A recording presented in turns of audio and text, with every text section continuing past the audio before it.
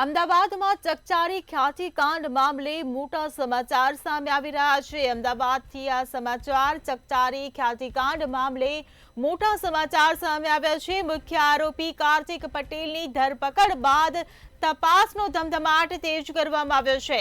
કાર્તિકને તેના સાગરીતો સામે બેસાડીને પૂછપરછ કરવામાં આવશે, ત્યારે તમામ આરોપીઓને એક સાથે બેસાડીને તમામની પૂછપરછ કરવામાં આવશે।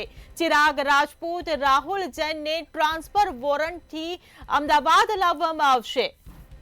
તો કઈ રીતે બધાએ ભેગા મળીને ખ્યાતિનો ખેલ પાડ્યો તેની તપાસ કરવામાં આવશે।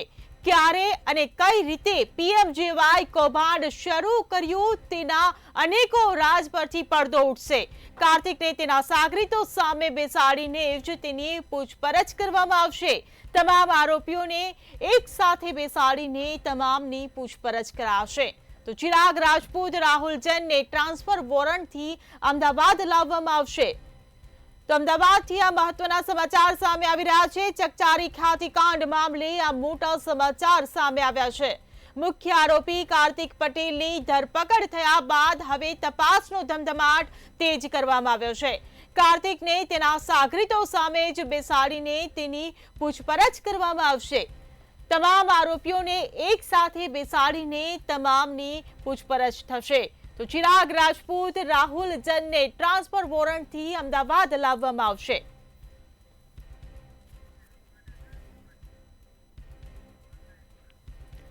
તો સંવાદદાતા સુમન આપણી સાથે ફોન લાઈન પર જોડાઈ ગયા છે। જી સુમન, ચકચારી કેસ ખ્યાતિકાંડ મામલે હવે કાર્તિક પટેલની તેના સાગરીતોની સામે જ બેસાડીને પૂછપરછ કરવામાં આવશે। કેવા ખુલાસા થવાની શક્યતા?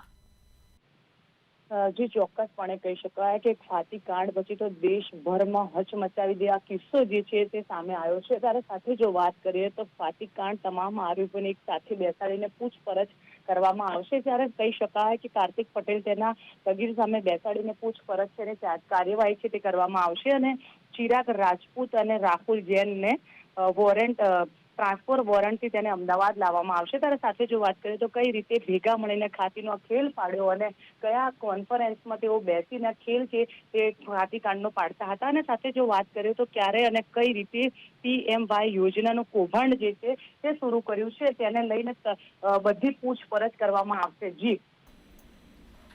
જી સુમન, સમગ્ર માહિતી બદલ આભાર। તો અમદાવાદ ચકચારી ખ્યાતિકાંડ મામલે આ મોટા સમાચાર। મુખ્ય આરોપી કાર્તિક પટેલની ધરપકડ બાદ તપાસ તેજ કરવામાં આવી છે। કાર્તિકને તેના સાગરીતો સામે બેસાડીને તેની પૂછપરછ કરવામાં આવશે। તમામ આરોપીઓને એક સાથે બેસાડીને પૂછપરછ થશે। તો ચિરાગ રાજપૂત, રાહુલ જૈનને પણ ટ્રાન્સફર વોરંટથી અમદાવાદ લાવવામાં આવશે।